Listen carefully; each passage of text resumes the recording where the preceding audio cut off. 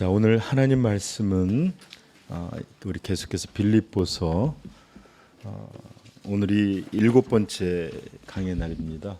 우리 1장 12절부터 18절까지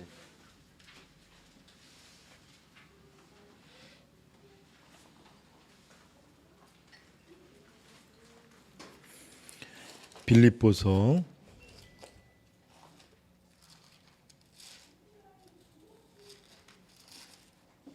1장 12절부터 18절 우리 같이 한번 읽도록 하겠습니다.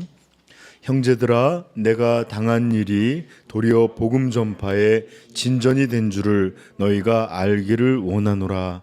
이러므로 나의 매임이 그리스도 안에서 모든 시대 안과 그 밖의 모든 사람에게 나타났으니 형제 중 다수가 나의 매임으로 말미암아 주 안에서 신뢰함으로 겁없이 하나님의 말씀을 더욱 담대히 전하게 되었느니라.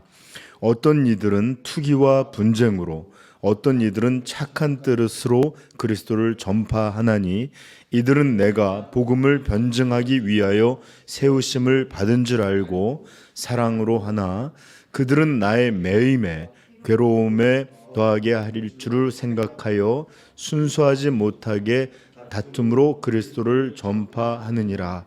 그러면 무엇이냐? 하나 참으로 하나 무슨 방대로 하든지 전파되는 것은 그리스도니 이로써 나는 기뻐하고 또한 기뻐하니라. 아멘.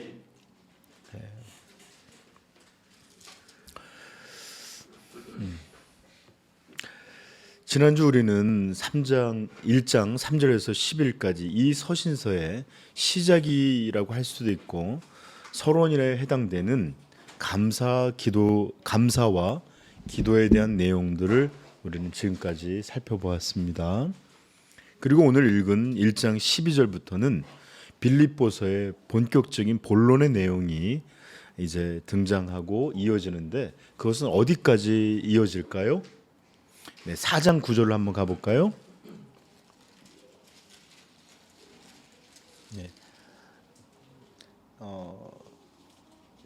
빌립보서 4장 9절 너희는 내게 배우고 받고 듣고 본 바를 행하라. 그리하면 평강의 하나님이 너희와 함께 계시리라. 이렇게 끝나고 마지막에 이제 인사하고 이런 것들로 이제 끝나게 됩니다. 그래서 여러분들 이제부터 본격적으로 이 서신서의 본론에 해당되는 부분들을 배우게 될 거예요. 그런데 이 본론은 아주 내용적으로 크게 두 가지로 나뉘어져 있습니다. 첫 번째는 지금 바울 사도는 지금 투옥되어서 시대 안에 있죠. 그러므로 이것들에 대해서 빌립보 교회가 염려하고 또 이것들 때문에 걱정하고 있는데 이것들에 대해서 어떻게 해소해주는 이런 일들이 어떤 일이었는지 또 어떤 것인지 이렇게 이 빌립보 교회들을 설명하는 이들에게 염려를 해소하는 일들을 1장 마지막 절 30절까지 그 내용들이 이어지고 두 번째는 2장 1절부터 4장 9절에까지 빌립보 교회가 겪고 있었던 어려운 문제, 닥치는 이런 여러 가지 이런 특별한 빌립보 교회에 있는 상황들에 대한 것들을 사도께서 복음의 이런 교훈들로 그들에게 권면하고 가르치고 하는 내용들이 바로 2장 1절부터 4장까지 이어지게 됩니다. 제가 왜 이렇게 종종 여러분들에게 구조에 대해서 이렇게 설명을 하냐면 이런 것들을 염두에 두지 않고 읽는다면 읽기는 읽어도 그 배경이나 그 내용이 무엇을 위한 것인지를 잘 파악하지 못하기 때문에 많은 중요한 부분들을 핵심들을 놓치고 그냥 이것들 자체로만 이해할 때가 있어요. 그래서 이런 구조적인 부분들을 잘 이해하고서 읽으시면 지금 이 내용들이 어떤 목적을 위해서 쓰여지고 있는 것이고 무엇을 말하려고 하는 것이구나를 더 잘 이해하게 될 것입니다. 그래야만 이 서신서 내용들이 끊어지지 않고 하나의 유기적인 하나의 말씀이라는 것들을 더 잘 알게 되겠죠. 그러므로 여러분 구조를 조금 더 주의하시길 바랍니다. 자, 오늘 우리가 읽은 본문의 내용은 어, 아까 크게 나눴던 두 개 나눴던 첫 번째에 해당되는 것으로 지금 사도는 감금되어 있습니다. 그래서 이 빌립보 교회는 이 사도를 돕기 위해서 헌금도 보내고 했지만 많은 이들이 걱정하고 있었고 또 두려워하는 부분도 있었습니다. 그래서 사도는 이 여러 가지 이야기들로 그들의 염려를 해소해주고 또 권면하는 이런 일들을 하고 있는 내용이에요. 그런데 이 내용도 한 가지로 이루어져 있지 않고 세 부분의 주요한 내용으로 이루어져 있습니다. 그러니까 빌립보 교회의 염려를 해결해주는 권면을 하시는데 이 부분도 세 부분으로 이루어졌는데 오늘 읽은 부분이 바로 우리가 읽은 첫 번째 내용입니다. 그러니까 세 가지 중에 첫 번째입니다. 12절부터 18절까지로 자신이 오히려 매여지고 감옥에 갇힌 것들이 어떤 의의를 갖고 있는지를 먼저 설명해 주고 있고요. 두 번째 19절서부터 26절에 보시면 19절에서부터 26절에 보면 살고 죽는 것이 자신에게 어떤 것인지 또 이런 것들에 대해서 살고 죽음에 대한 그런 의의를 말하고 있고요. 세 번째 27절부터 30절까지는 자신도 겪고 있고 빌립보 교회에도 함께 겪고 있었던 고난이 어떤 의의를 갖고 있는지 이것들에 대해서 설명해 주므로 자신의 일들이 어떻게 단지 걱정만의 문제가 아닌 이런 것이다라는 것들을 빌립보 교회에 설명해 주고 있는 내용들로 이루어져 있습니다. 이런 내용들은 우리가 예수 그리스도를 주로 그리고 구원자로 이렇게 믿고 있는 성도들은 어떤 존재들이며 또 이런 믿음의 삶을 산다는 것은 어떤 의미들을 갖고 있는 것인지 이렇게 빌립보 교회에게 이렇게 사도는 진술해주고 있는데 이것은 단지 빌립보 교회에게만 필요한 것이 아니라 모든 세대의 교회 그리고 특별히 우리 삼위영광교회를에게도 정말로 중요한 내용들일 거예요. 그래서 오늘 사도가 이렇게 여러 가지로 우리에게 들려주는 이런 진리들이 우리의 것들로 자리 잡을 수 있기를 소원하면서 여러분들 함께 이 복음의 말씀을 들을 수 있기를 축복합니다. 자, 이제 잠깐 구조에 대해 설명했고 이제 사도는 12절에 본격적인 본론의 이야기를 시작하는데 어떤 이야기를 시작하는 너희로 알기를 원한다 이렇게로 시작하고 있어요. 그리스 원문은 우리는 항상 동사가 뒤로 가니까 이게 뒷만이지만 원문에 보면 이 서신서의 본론에 해당되는 첫 내용의 첫 문장을 너희가 알게 되기를 바란다, 알기를 원한다 이렇게 시작하고 있습니다. 여러분 이것은 사도 바울의 아주 특징적인 어투고 표현 방식이에요. 사도는 종종 중요한 이야기를 꺼내서 우리에게 환기시킬 때 이런 말씀을 많이 해요. 너희로 알기를 원한다. 이렇게. 자, 그러므로 오늘 지금 이것도 바로 중요한 이야기를 바로 본격적으로 들어가는 얘기가 되겠죠. 자, 그렇다면 무엇을 알게 되기를 원하는 겁니까? 네? 지금 사도가 빌립보 교회가 너희가 알게 되기를 바란다. 알기를 바란다. 하는 그 내용은 뭡니까? 네, 그것은 오히려 너희들은 근심하고 있지만 오히려 자신이 당한 일이 복음이 멈춰지게 된 것이 아니라 하나님의 말씀이 매어진 게 된 것이 아니라 오히려 이 일이 복음 전파에 뭐라고요? 진전이 되었다라는 거예요. 이 한마디로 이 복음 전파가 더 잘 이루어지는 이런 일이 되었다라는 것입니다. 사실 빌립보 교회는 자신들에게 복음을 전해 주어서 예수님을 믿게 됐고 또 서신이나 여러 가지 인편으로 자신들을 양육했던 믿음의 지도자요. 어쩌면 믿음의 아버지와 같은 이가 기둥 같은 이가 지금 로마 제국에 의해 갇혀서 매여 있습니다. 그리고 들리는 소문에 의하면 그의 생사를 보장할 수 없는 그런 것이다라는 것을 알게 됐어요. 그러니 여러분들 얼마나 걱정도 되고 사실은 불안도 하지 않았겠습니까? 그렇죠? 믿음이 연약한 사람들에겐 이제 복음 전파는 더 이상 이루어지지 않겠구나. 그 다음에 이 우리가 믿었던 하나님의 아들, 어떻게 이분을 전하던 이가 이렇게 갇혀버렸다? 그렇다면 결국 믿음은 이것이 의미가 있는 것일까? 또는 믿음은 이렇게 어려운 일을 만날 때마다 믿음은 곧 패배된 것처럼 느끼는 이런 마음들이 있을 수 있어요.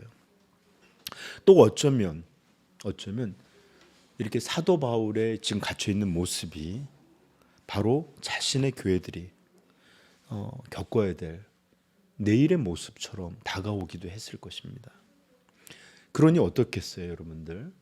불안한 마음도 있었을 것이고 두려움도 있었을 것이고 진짜 믿는 게 의미가 있는가 하는 어린아이 같은 낙담됨도 분명히 이들에게 있었을 것입니다. 그런데 사도는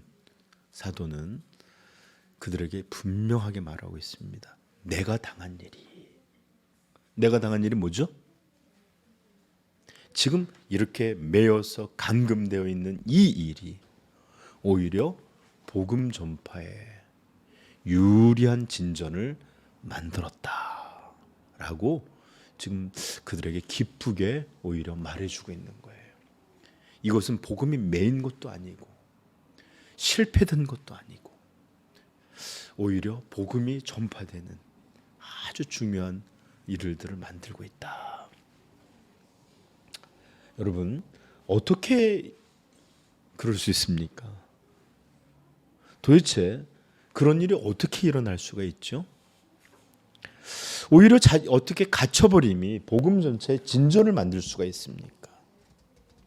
참 기독교는 신비한 게 이렇게 바로 반전이 있는, 예수께서 이 마귀도 그다음에 이 이스라엘 지도자들도 그를 십자가에 못 박으면 이제 믿음은 끝나고 이단 괴수는 이제 없어질 거라고 생각했는데 오히려 십자가는 놀라운 이런 능력을 발휘해서 땅끝까지 이런 일이 됩니다.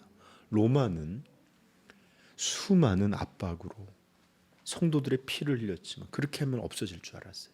여지껏 그래 왔으니까. 그러나 피 하나가 떨어진 곳에서 하나 두 개가 아니라 10,100의 생명이 막 솟아나요.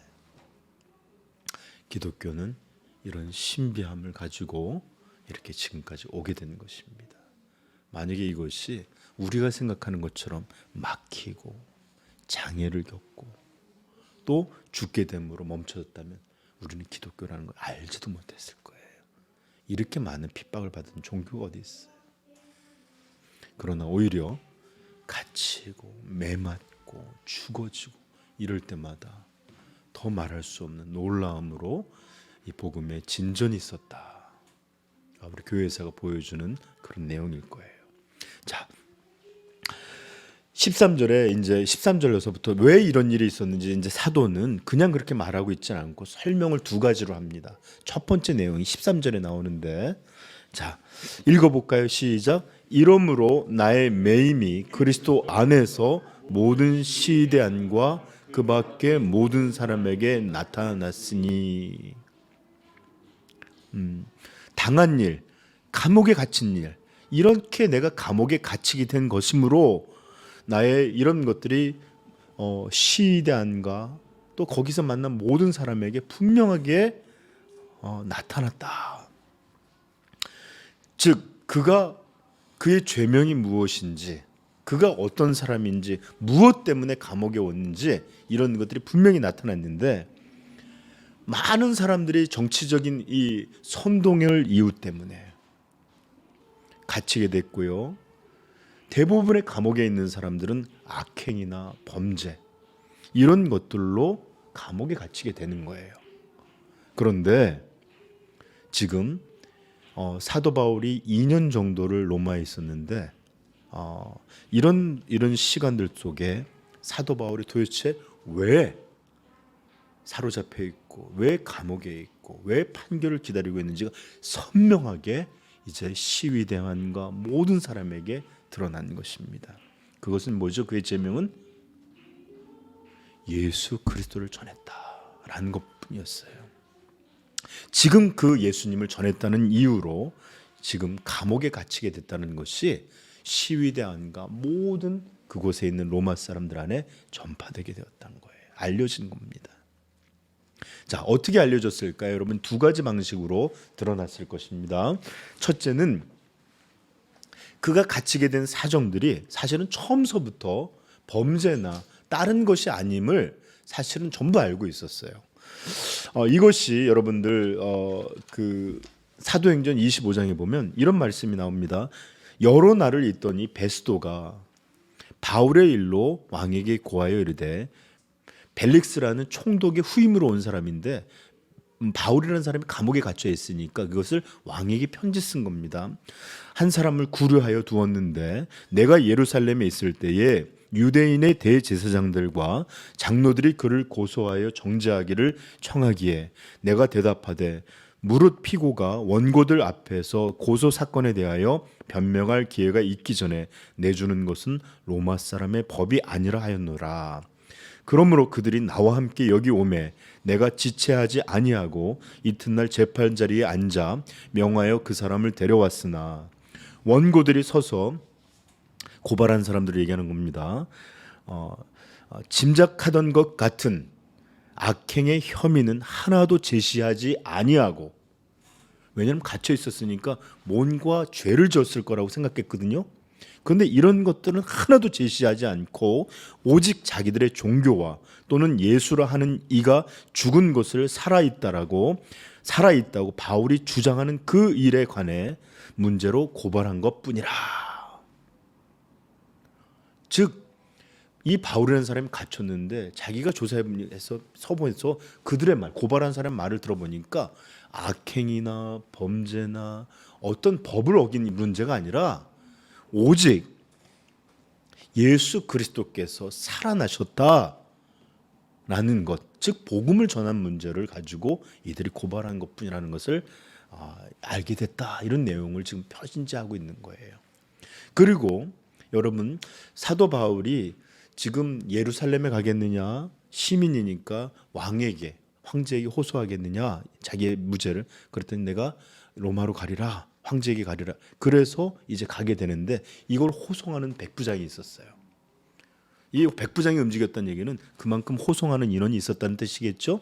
그래서 바울만이 아니라 로마에 가야 될 죄인들을 이끌고 가는데 이 백부장을 통해서도 바울의 순전함이 드러나는데 27장 9절에 보면, 여러 날이 걸려 금식하는 절기가 이미 지났으므로 항해하기가 위태한지라 바울이 그들을 권하여 말하되, 여러분이요, 내가 보니 이번 항해가 하물과 배뿐 아니라 우리 생명에도 타격과 많은 손해를 끼치리라 하되, 백부장이 선장과 선주의 말을 바울의 말보다 더 믿더라. 처음에 이렇게 시작했어요. 왜냐하면 전문가는 그런 사람들이니까. 그런데 차츰차츰 그와 동행하는 과정을 거치면서 나중에는 이 배가 사도 바울의 말처럼 다 믿고 나중에 우리가 섬에 걸릴 거다, 그러니 음식을 버려서 배가 가볍게 하자 그랬더니 그것까지 다 했어요. 그리고 난 다음에 어디 걸리니까 어떤 일이 벌어지냐. 42절에 군인들은 제수가 헤엄쳐서, 왜냐하면 다 뭇가에 섬 가까이 오니까 도망갈까 하여 그들을 죽이는 것이 좋다 하였으니, 왜냐하면 인원보다 범죄자들은 많고 헤엄치는 데서 칼 들고 와서 그들을 지킬 수가 없잖아요. 그러니까 미리 다 죽여버리자 그랬는데 백부장이 바울을 구원하려 하여 그들의 뜻을 막고 헤엄칠 줄 아는 사람들을 명하여 물에 뛰어내려 먼저 육지에 나가게 하고, 바울 이제 백부장은 점점 이 바울을 의지할 뿐만 아니라 그가 어떤 사람인지, 그의 말과 성품과 그가 또 어떤 제목으로 왔는지를 점점 알게 되므로 그를 구원하려고 그를 지켜주려 굉장히 애쓴 사람으로 변합니다. 그렇게 해서 어쨌든 로마에 도착했는데 바울은 무려 2년간 이 처음에는 고정된 감옥이라기보다는 고정된 집에서 지킴을 받아서 가혹이 구금된 상태로 있었어요. 그러다가 이제 그가 더 상황이 안 좋아지면서 시위대라는 감옥에 갇히게 됐는데 거기에 이제 속에서 참된 사도의 모습이, 참된 그리스도의 모습이 이제는 그렇게 만났던 사람뿐만 아니라 그가 만났던 간수들이나 시위대 안에 있는 병사들이나 이런 로마 사람들 안에도 이제 선명히 드러나기 시작한 거예요. 마치 여러분 그거 아시잖아요. 이렇게 호주머니 속에 그 뭐라 그러죠? 빼쪽한 그걸 뭐라 그러죠? 송곳처럼 반드시 드러나는 일이 있거든요. 그런 것처럼 모든 범죄자들 가운데 유독 정결하고 품위 있고 이런 사람으로서 분명히 드러났습니다. 범죄자가 아니라 그의 모든 것들을 보니까 오히려 선하고 오히려 거룩했습니다. 참된 성도의 온전함이 그의 참 신앙을 통해서 이렇게 모든 말과 이런 거에 드러나게 됐어요. 그러다 보니까 사람들이 그를 특별한 죄수로 알리게 된 거예요. 그런데 이런 성품뿐만 아니라 더욱 중요한 사실은 우리 사도 바울의 한번 모습을 생각해 보십시다. 사도 바울이 만약에 사람을 만날 기회가 있든지 누구하고 이야기를 할 수 있다든지 누구하고 갇혀 있다든지 무슨 이야기를 했을까요? 참 내가 밖에 나갔을 땐 잘 나간 사람이었는데 형제 나가면 짜장면 먹고 싶지 않아요? 이런 얘기를 했을까요? 아니에요. 그는 언제든지 누구든지 심지어 그를 끌고 가는 사람 앞에서도 여보시오 내가 갇힌 사람 같지요? 오히려 난 자유로운 사람이요. 이러면서 끊임없이 그는 그리스도를 신앙을 복음을 말했을 거예요. 그 내용이 28장 사도행전 28장 30절에 나오는데 찾아볼까요? 사도행전 28장 30절.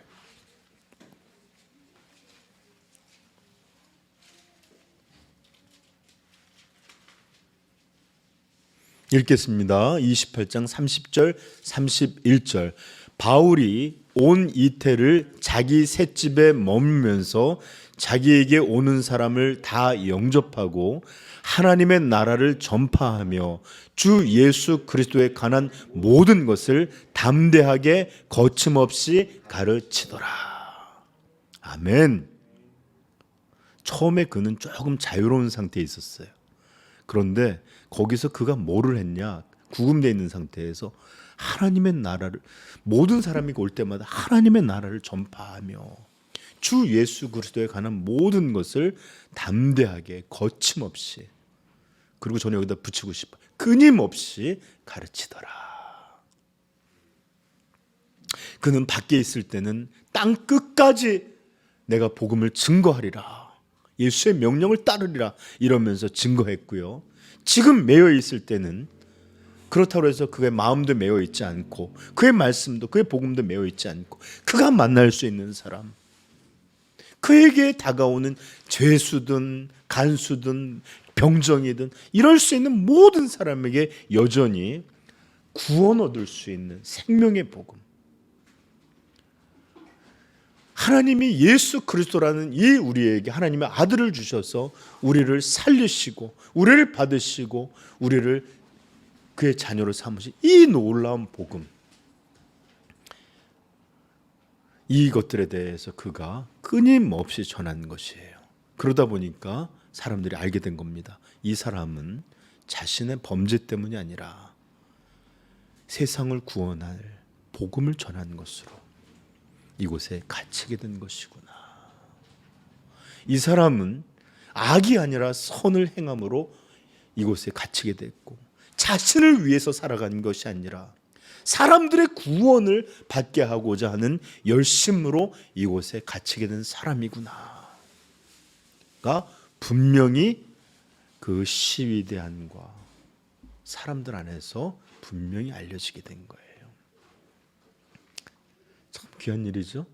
여러분, 사랑하는 성도 여러분, 우리가 살다 보면요, 내가 한 일도 아니고 내가 한 말도 아니에요. 설령 어떤 말을 했더라도 그런 의도로 한 것도 아니고 한데도 불구하고 오해하고 어떤 때는 또 억울한 일을 만날 때가 있어요. 그럴 때 우리는 답답하고 어떤 때 말도 안 되는 일을 겪은 것 때문에 속상함을 겪기도 합니다. 그러나 성도 여러분, 반드시 기억하십시오. 반드시 기억하십시오. 오늘 우리 찬양 인도자가 해는 반드시 뜹니다 하는 것처럼 반드시 해가 뜨는 것처럼 참된 것은 드러나게 되어 있습니다. 시간은 길어질 수도 있어요. 그리고 살아있는 동안을 이런 것들이 결코 살아있는 동안에 이런 것들이 해결되지 않을 수도 있습니다. 그럼에도 불구하고 하나님은 반드시 옳고 그름을, 우리의 억울함을 반드시 밝혀 드러내 주시고 온전함을 온전함으로 분명히 인도해 주실 것입니다. 그러므로 사랑하는 성도 여러분, 믿음으로 인내할 수 있기를 축복합니다. 때로 억울함을 참지 못하고 그것들을 드러내고 분노로 행하다 오히려 그 모습들로 다른 사람들에게 아, 내가 잘못 본 게 아니구나, 원래 저런 사람이구나 라고 오히려 증명하게 되는 일들도 종종 있어요. 제가 여러분들에게 한번 들려준 적이 있는데 어떤 장로, 한 교회에 장로 선출의 문제가 있었습니다. 공을 들였어요. 작년에도 안 됐기 때문에 올해 되고 싶어갖고 너무너무 공을 들인 거예요. 세상에서는 잘 나가던 사람이었어요. 그런데 교회에서 장로를 안 시켜주니까 열심히 이렇게 연기든 뭐든 열심히 했어요. 그런데 투표를 했는데 안 됐네요. 그날 얼마나 교회를 해서 난동을 부리고 내가 누군지 아냐고 소리 지르고 심지어 폭행까지 하는 일들이 벌어졌습니다. 안타깝게 생각한 분들이 있었어요. 정말 열심히 했는데 참 정말 훌륭한, 그런데 모두가 알게 된 거예요. 하나님의 뜻이었구나. 우리가 이걸 모르고 만약에 장로를 선출했으면 얼마나 교회에 해가 됐을까. 오히려 자신의 자격 없음과 자신의 이런 모습을 증명하고 마는 것이에요.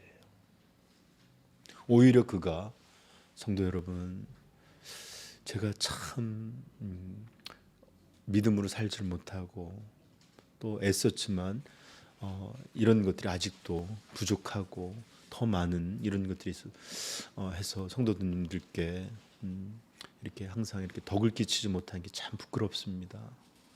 장로라는 섬김을 못하더라도 더욱 힘써서 주님을 섬기는 성도로 살렵니다. 감사합니다. 이랬으면 다들 아이고야, 우리가 참 진면목을 알아보지 못했구나 했을 것을.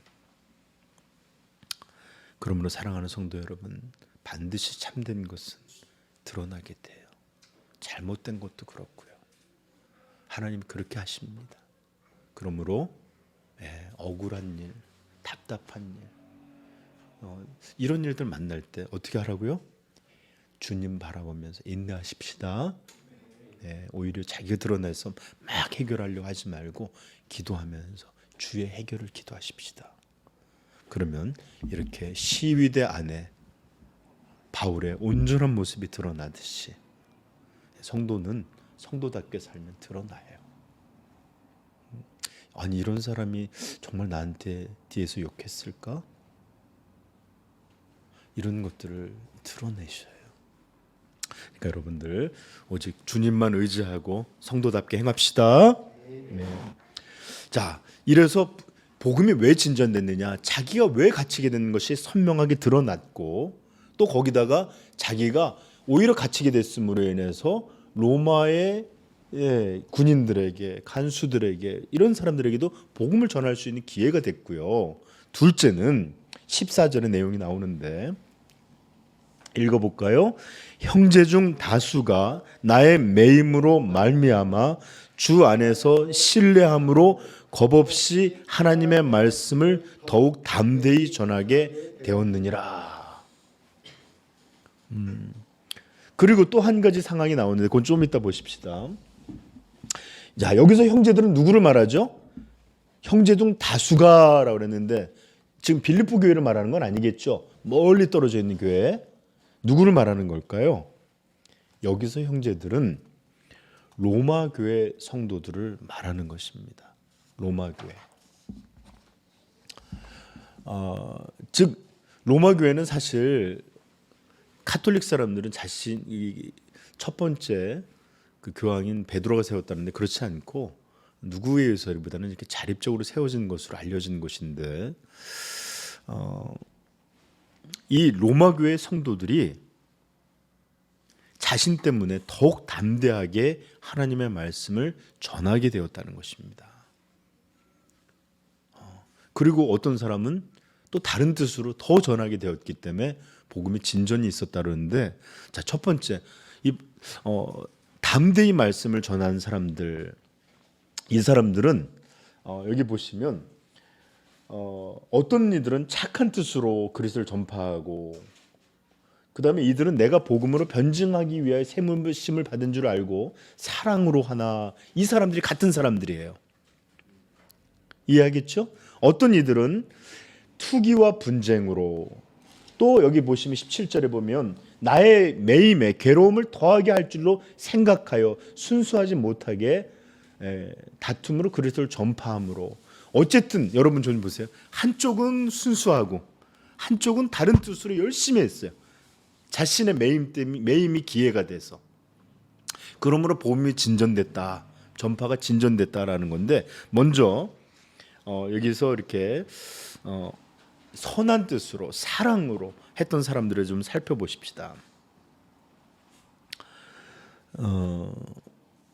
바로 여기 14절에 나오는 사람들, 14절의 내용, 형제 중 다수가 나의 매임으로 말미암아 주 안에서 신뢰함으로 겁없이 하나님의 말씀을 더욱 담대히 전하게 되었느니라. 바로 이런 내용이 신앙의 삶을 걸어가는 자들의 아름다움이며 덕이고 영광입니다. 고난을 두려워하지 않고 죽음을 각오하고 오직 믿음만을 거두며 자신이 아니라 그리스도를 전파하는 이런 사람들이 누릴 수 있는 영광이고 덕입니다. 이런 사람들은 자신뿐만 아니라 주위 형제 자매들, 만나는 이들에게 어떤 영향을 끼치느냐? 믿음의 도전을 줍니다. 나도 이래야 되겠다라는 용기를 얻게 합니다. 그리고 부족한 삶을 결단할 수 있는 그런 계기를 만들어주는 그런 사람들입니다. 지금 여러분 바울을 보십시오. 로마에 2년 동안 구금당했다가 이제는 로마의 감옥에 갇혔습니다. 열악함이 분명히 넘쳤을 것이고 배고픔이든지 고난이든지 매여 있는 게 어찌 쉬운 일이 되겠어요, 그렇죠? 이게 언제까지 이어질지도 모르는 암담한 상황입니다. 그리고 이제 재판의 여부에 따라서 죽음이 있을 수도 있다라는 것들이 분명히 알려졌어요. 그럼에도 불구하고 자신의 안위를 돌보지 않고 살고 죽는 것들을 초연해서 복음을 전하는 바울 사도의 모습을 많은 이들이 보게 되었고, 로마 교회는 이런 사도의 모습을 보면서 복음을 믿는다는 것이 어떤 것인지, 참된 예수의 사람은 어떤 모양인지 이렇게 신앙의 도전을 받게 되었고, 그래, 우리도 이분의 신앙을 따라, 그분을 의지하는 예수 그리스도를 따라 우리도 담대하자, 물러가지 말자, 이런 마음의 결단들이 일어나게 된 것 같습니다. 여러분, 저 좀 보십시오. 우리는 초대교회 순교자의 이야기들을 많이 알고 있어요, 그렇죠? 여러분, 그런 거 들을 때마다 어때요? 나 죽으면 어떡하지? 무섭습니까? 그래야 될 텐데, 저렇게 믿어야 될 텐데. 그리고 이렇게 죽어간 이들뿐만 아니라 박해 속에서도, 고난 속에서도 끝끝내 신앙의 지조를 지켰던 믿음의 조상들의 이야기. 이런 이야기를 들을 때 우리의 마음이 어떻습니까? 그리고 여러분, 북한이든지 아직도 믿음 때문에 이 믿음을 지키기 위해서 열악함 속에서 그렇게 지하교회든지 생명을 걸고 믿는 이들의 이야기 들을 때 우리는 어떤 마음을 듣습니까? 도대체 이렇게 믿는 게 맞는 것인가? 이렇게 부유한데도 불평하며, 이렇게 부유한데도 이렇게 신앙생활을 못하고 살아가는 것이 이게 정말 그 성도의 삶일까? 이런 생각이 듭니다. 그래요. 이렇게 믿음으로 하나님께 모든 것을 드린 사람들의 이런 이야기는 자신의 생명으로 또 다른 사람들의 신앙에, 다른 사람들의 영혼에 불을 만드는 그런 일들을 합니다. 얼마 전에 저는 데이비드 브레이너드의 일기라는 책을 다시 한번 보게 됐는데, 이분은 살아있는 동안 그렇게 대단한 분 아니었어요. 무명의 전도자였습니다. 그것도 인디언 선교사였어요. 많은 어떤 영혼을 얹은 것도 아니고 대단한 사람 아니었어요. 그러나 그의 죽어서 29살의 나이에 죽었는데, 그가 죽음으로 그가 하나님 앞에 출판된 목적이 아니라 오직 하나님 앞에 자신의 이야기를 써놨던 이야기들이 묶어졌을 때 살아있는 놈보다도 죽어있는 날 훨씬 많은 동료 그리스도인들을 깨워냈습니다. 그 책으로 말미암아 얼마나 많은 사람들이 선교를 위해서 헌신했는지 모르고, 얼마나 많은 사람들이 무릎을 꿇어 하나님 앞에 참된 신앙을 살지 못함을 회개했는지 모릅니다. 그 중에 한 분이 짐 엘리엇이라는 분이 있는데, 이분은 사실은 굉장한 엘리트였어요. 젊은 나이에 결혼까지 한 사람, 약혼까지 한 사람이었는데, 이 사람은 이 에콰도르에 있는 이 원주민들에게 선교하러 갔다가 선교도 못하고 창에 찔려 죽습니다. 그런데 여러분, 많은 사람들이, 세상 사람들이 볼 때 이 사람들은 다 실패한 거예요. 하지도 못하고 죽은 거예요. 그런데 오히려 이 사람의 이야기는 살아있을 때보다 더 많은 사람들을 일깨우고 도전하고 마음의 담대함을 줘서 하나님의 일들을 더 확산시키고 크게 만들 일들을 합니다. 여러분, 이런 일들이 바로 감옥에 갇힌 사도 바울에게 일어났던 일입니다. 그 어려운 순간, 그 죽음의 일, 그것 앞에서도 굴하지 않고 담대하게 예수 그리스도의 부활과 하나님의 나라와 구원의 소식을 이렇게 자신의 아내를 돌보지 않고 전하는 것을 보면서, 믿음이란 이런 것이구나, 복음을 믿는 성도들이라는 이런 것이구나를 보게 되었고, 그래, 우리도 저 선생님을 따라 같이 하자 이러면서 복음을 전했던 것이에요. 여러분, 만약에 저는 이렇게 소망합니다. 만약에 우리가 이렇게 믿음의 영웅들과 같이 못한다면 적어도 이런 이들이 남겨놓은 불꽃이라도 우리가 받아야 되지 않을까요? 그리고 우리가 더 온전한 신앙생활을 하고, 이들에게 들은 그런 어떤 도전들을 말미암아 더 간절하게, 언제까지 내가 이렇게 자신의 삶에 매이고 먹고 살아가는 일에 매이고 언제까지 이런 일에만 매여 살까? 하나님 나라, 그 복음, 그 구원을 위해서 나도 살기를 소망한다. 이런 도전들을 좀 받아야 되지 않겠어요? 그렇죠? 그러므로 우리가 이런 믿음의 영웅들이 못 된다면 도전이라도 받는 성도 되기를 소망합니다. 그리고 더 또 작은 소원이 있는 것은, 많은 이들에게 복음의 위대함을 드러내고 나타내는 그런 사람은 못 된다 할지라도 우리 주위의 사람들에게 우리도 우리의 신앙의 삶이, 우리의 성도다움이, 우리의 복음 전파가 조금 도전이 되고 또 용기를 줄 수 있고, 또 신앙은 이런 게 아닌데 하면서 우리를 보면서 조금의 열정이라도 갖게 할 수 있는,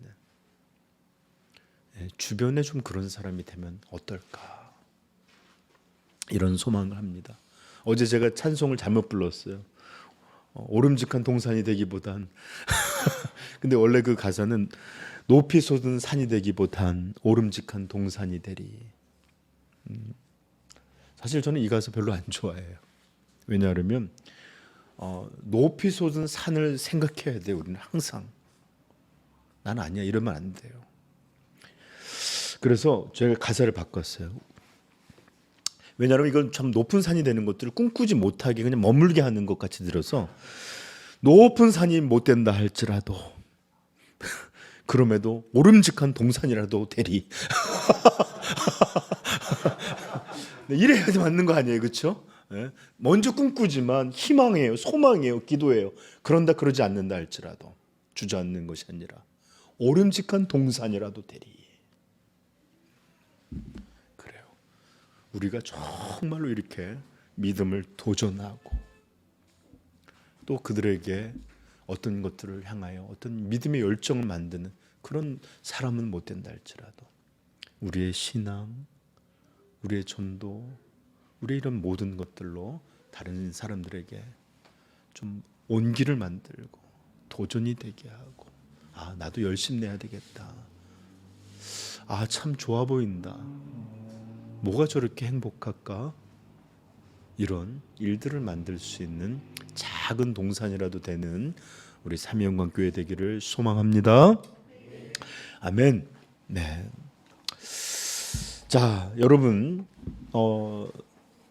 신앙에 대해서 우리 시대의 신앙의 문제점 중에 하나는 너무나 많은 사람들이 연약하고요, 겁이 많고요, 조그마한 어려움에도 쉽게 무너지고 주저앉고 신앙에서 물러간다는 거예요.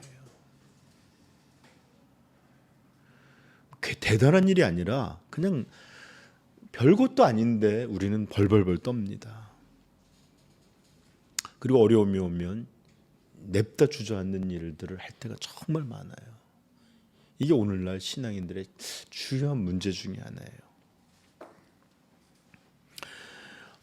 종종 우리가 신앙에 대해서 오해하는 일들이 있는데 이런 오해들을 합니다. 하나님의 뜻에 따라 살게 되면, 또는 하나님의 인도하심, 하나님과 동행하는 삶, 이런 것들을 따라 살게 되면 반드시 모든 일에 형통하고 어려움이 없고 있다 할지라도 풀리며 사람들로부터는 존중받고 우리의 삶은 언제나 햇빛 찬란함이 넘치는 그런 삶을 살게 될 것이다 라는 오해와 착각들을 합니다.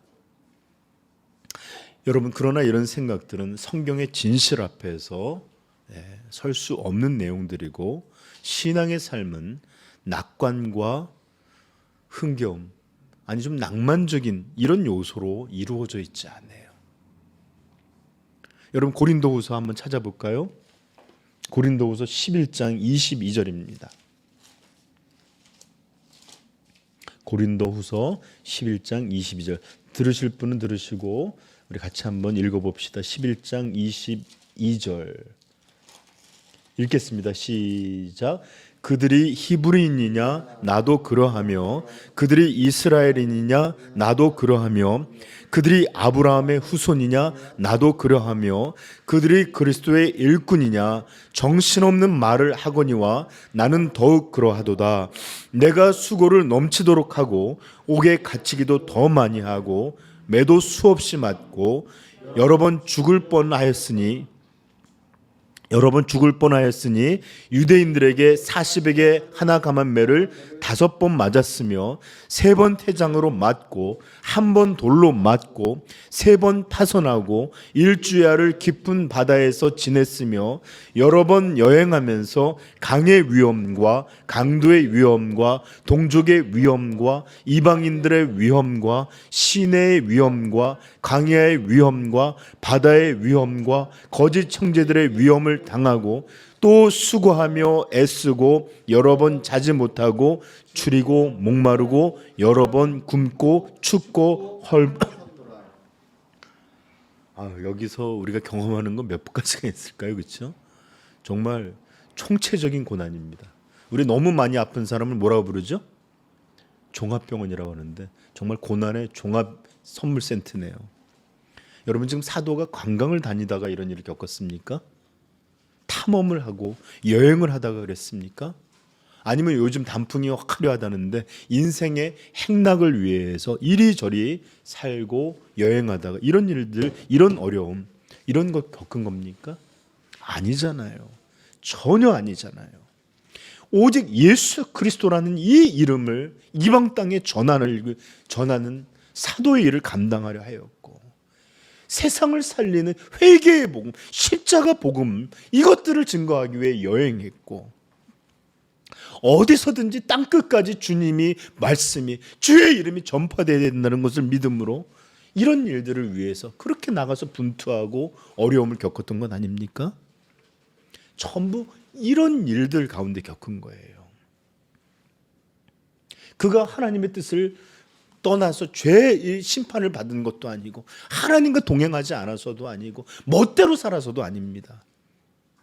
여러분 빌립보 교회를 지금 보고 있지만 이 빌립보 교회가 세워졌을 때도 성령께서 마게도냐 사람이 어서 꿈의 환상 중에 우리를 와서 도우라 이걸 보고서 출발한 거고 이렇게 해서 시작된 것이에요. 그럼에도 불구하고 그는 감옥에 갇혀야 됐고 사람들로 배척을 받고 도시에서 쫓겨나야 됐었고 이런 일을 겪은 것이 바로 빌립보 교회에서 상황이었습니다. 그리고 오늘도 보십시오. 그가 무슨 일을 잘못했기에 감옥에 갇힌 것입니까? 그가 도대체 어떤 해를 끼쳤기에 지금 여기에 갇혀서 이렇게 고난을 당하고 있습니까? 오히려 예수 그리스도의 이름을 증거함으로 구원받게 하려는 이런 열심으로 행한 것이 무엇이 죄라고 이렇게 갇혀 있게 된 것입니까?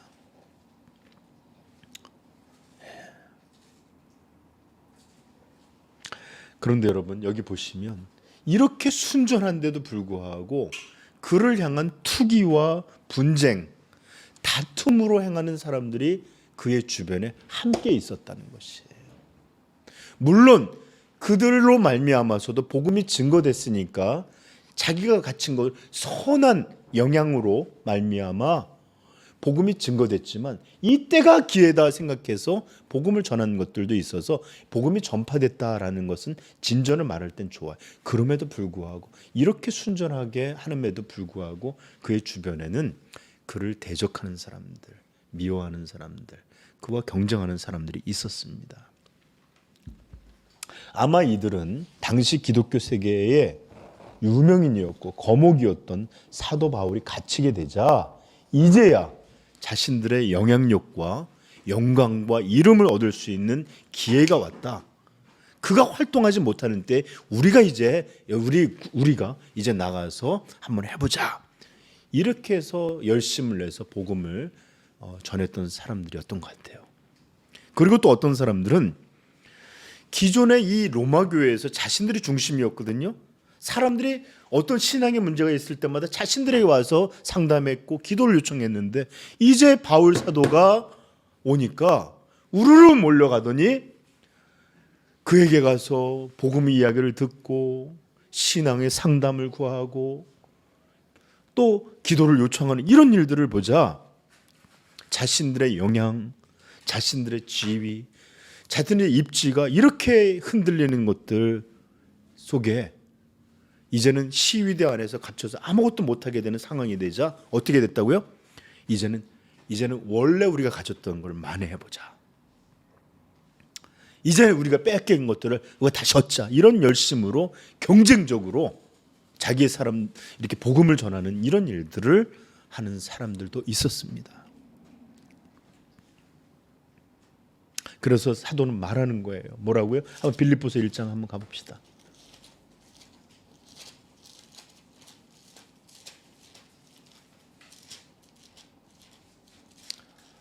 여러분 초대교회는 아름다울 것 같은데 참 이런 일들도 많죠.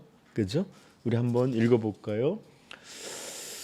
14절부터 형제 중 다수가 나의 매임으로 말미암아 주 안에서 신뢰함으로 겁없이 하나님의 말씀을 더욱 담대히 전하게 되었느니라. 어떤 이들은 투기와 분쟁으로, 어떤 이들은 착한 뜻으로 그리스도를 전파하나니 이들은 내가 복음의 변증으로 세우심을 받은 줄 알고 사랑으로 하나 그들은 나의 매임에 괴로움을 더하게 할 줄로 생각하여 순수하지 못하게 다툼으로 그리스도를 전파하느니라. 여러분, 이런 사람들이 있었단 말이에요. 근데 여러분, 단지 이들이 사도 바울을 시기하거나 경쟁하거나 또는 이때다 하고 이렇게 했을 텐데 단지 그것만 복음만 전하면서 그렇게 생각했겠어요? 오히려 갇히게 된 사도를 보면 이런 비난도 분명히 했을 겁니다. 하나님 앞에 뭔가 잘못을 했으니까 이렇게 고난을 받지. 아무 잘못도 없는데 하나님이 그렇게 했어? 이런 비난도 했을 것이고 정말로 많은 비난들을 했을 것입니다. 여러분 아실지만 때로 우리는 고난을 겪을 때 이 고난이 주는 어려움보다 주변에서 말하는 이런 일들이 더 우리의 마음을 힘내지 못하고 좌절되게 할 때가 참 많아요. 저는 지금 사도가 겪는 이 문제가 사도만의 문제가 아니라고 생각을 해요. 순전하게 복음을 전했고 이곳으로 갇히게 되었고 거기서도 어떻게 하든지 내 목숨을 생각지도 않고 복음을 전해오는데도 불구하고 미워하고 또는 경쟁하고 또는 비난하고 우리 신앙인들도 똑같은 일을 겪을 수 있습니다. 우리가 신앙에 참되게 힘쓰고 정말 어찌하든지 믿음대로 살려고 하고 복음을 전하고 또 교회에서 섬기는 일에 애쓰고 예배드림의 자리를 그렇게 열심히 지켜나가고 이렇게 자신의 삶을 드린다 하여서 고난과 장애, 환난, 갈등이 없는 건 아니에요. 우리는 그렇게 하면 왜 하나님 이런 데도 이런 일들이 있죠? 하는데 아니라고요. 신앙의 삶에는 이런 것들이 배제되지 않아요. 이게 잘못된 생각들이에요. 하나님 믿으면 그냥 뭐든지 잘 될 거다, 형통할 거다, 열릴 거다. 그렇지 않았어요. 사도 바울의 삶을 보십시오. 환난이 없는 것만이 하나님 앞에 온전한 삶의 증거가 아닙니다.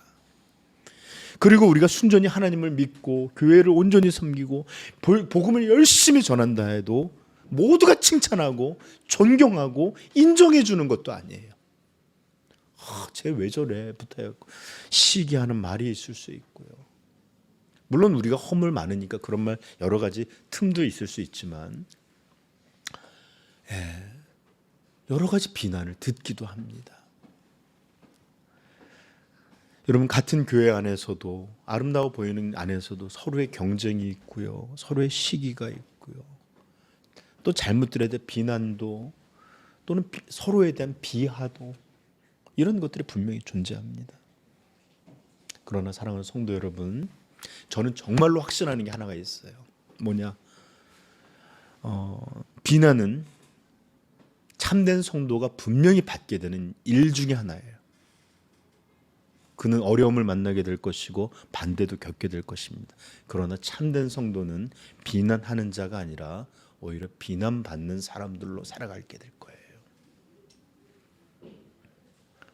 오히려 그것을 받을 때마다 참고 견디고 오히려 복을 빌어주는 사람으로 살아가는 사람들이 오히려 성도일 것입니다.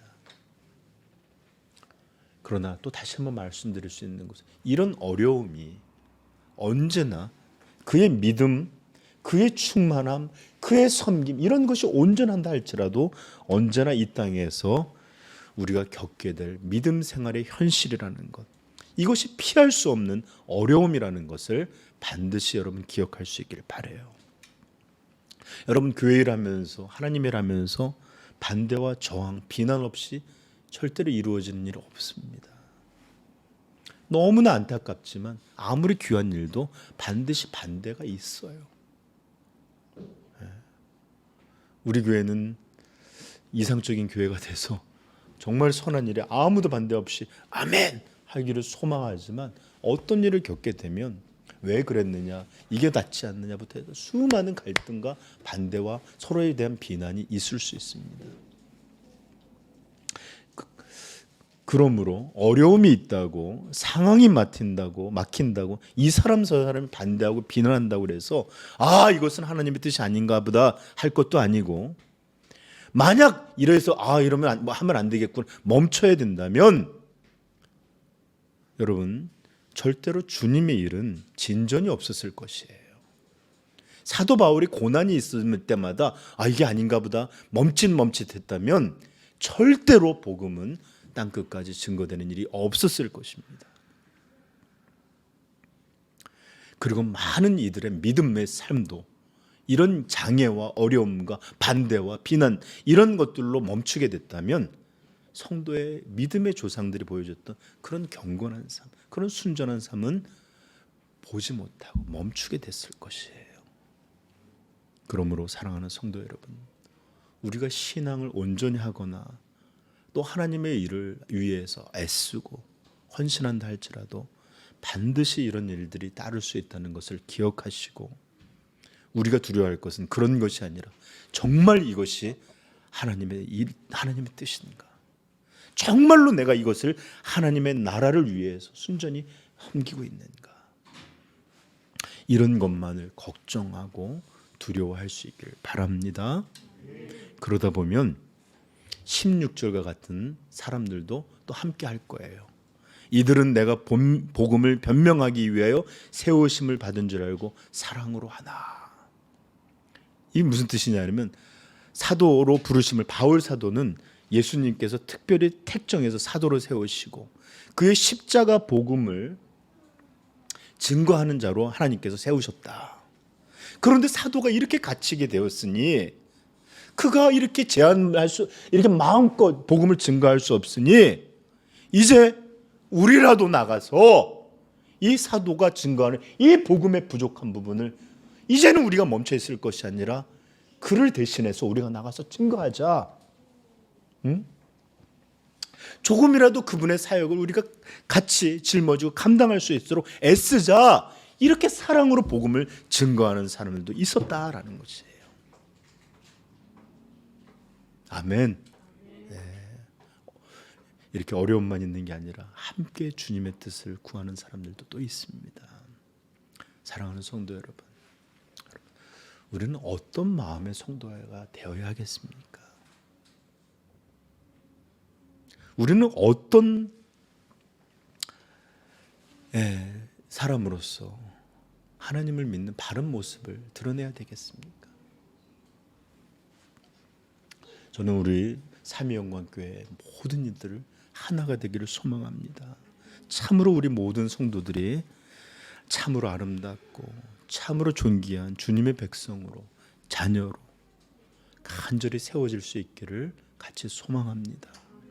이럴 때 우리는 한 마음으로 주님의 영광을 위해서 수고하고 애쓰고 서로 돌보고 사랑하는 그런 아름다운 교회의 모습을 이루게 될 것입니다. 이런 것들을 꿈꾸며 오늘 말씀 마칩니다. 우리 함께 기도하십시다.